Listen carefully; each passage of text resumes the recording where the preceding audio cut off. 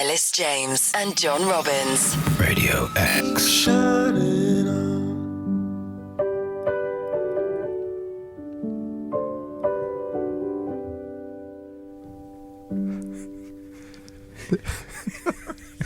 This is Radio X, serving up a real mixed bag of Christmas songs.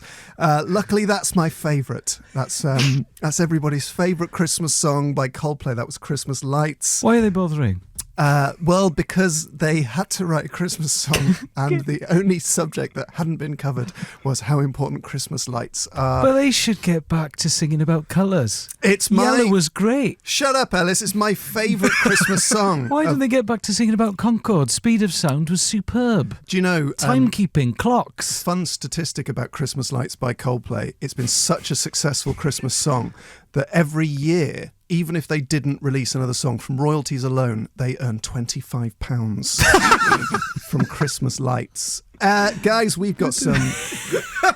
It's a warning, isn't it, to turn your Christmas lights off before you go to bed? Make sure you don't overload a four-way adapter. Yeah, absolutely. So, unfortunately, guys, not all of the Christmas songs we're going to play today will be as good as Christmas Lights by Coldplay, but we have got some others there. My name is John Robbins, and to my left, Wales' 297th richest person. The annual list drawn up by Forbes saw Di Jones, the scrap metal merchant, retain top spot after a loft conversion increased the estimated value of his assets to an astonishing £64,000. Elis, James, how are you doing, man? I'm very good, just trying to work out how to spend my money.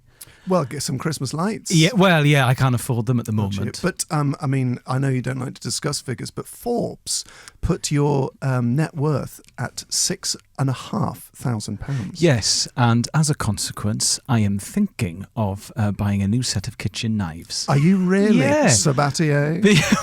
Well, I was thinking more Sainsbury's. Oh, lovely. But you see, the thing is, when you're cooking, and you know as well as I do, John, I am obsessed with cooking.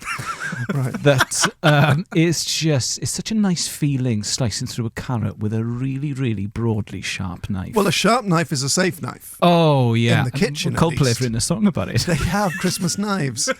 When they talk about how they're feeling sad until they cut a turkey with a really... all of the different Christmas tools they have songs about. The middle 80s Chris Martin's written about slicing turnips with his Christmas knife. Yeah, turkey based to see you later. Roasting parsnips. It's lovely. Just looking ahead, we've got some less catchy Christmas songs. We've got Slade, Merry Christmas Everyone, which I know people don't like as much as Christmas Lights by Coldplay. One of my personal faves, Don't Let the Bells End by Darkness. Are we playing the greatest Christmas song of all time? Thank God It's Christmas by Queen. I think we might, John. Oh! I think we might surprise you, yeah. It's such a great tune. I love the drip, drip, drip of John's influence on programming at this station. 5 years, John's It's not just the station, is it? It's the country, really. Yeah. It's the nation. Yeah. Would Bohemian Rhapsody the movie have been received so well? Well, would it have been made? Would it have been made Yeah. without my one-man campaign to get Queen back on commercial digital indie radio? I'd actually never heard of Queen before. Surely Bo Rap counts as a Christmas song. Wasn't it Christmas number 1? Twice, yeah. Yeah, so surely that's a Christmas song. It will make its way onto the Christmas CD. In fact, it's the only song to be Christmas number 1 twice in the same version. So you could argue it's the ultimate Christmas song. The only Christmas Well, song. from now until 4 p.m, we'll be playing just Bo Rap. Yeah. Just Bohemian Rhapsody, no other music. Again. How many times could you listen to that before you got bored? Bohemian Rhapsody? Yeah.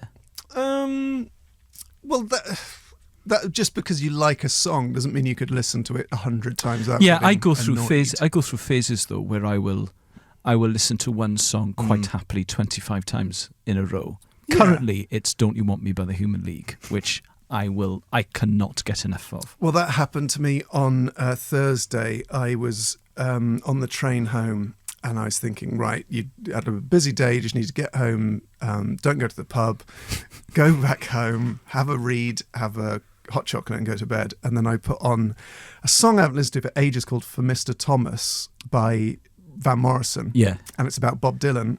So I'm getting off the train, I put my headphones in thinking, right, just walk home, walk down the hill from the station, Don't go to the pub. Don't go to the pub. And so I put on For Mr. Thomas, and there's a line in it. It's like the second line. And John, go to the pub. well, he says, as I sit drinking famously in an Irish bar, and within 90 seconds, I was in a pub. Yes. And then 4 hours later, someone on Twitter saying, have you tried port in a pint of Guinness? And I'm like, well, no, but I'm going to now. And it was a pretty bleak evening.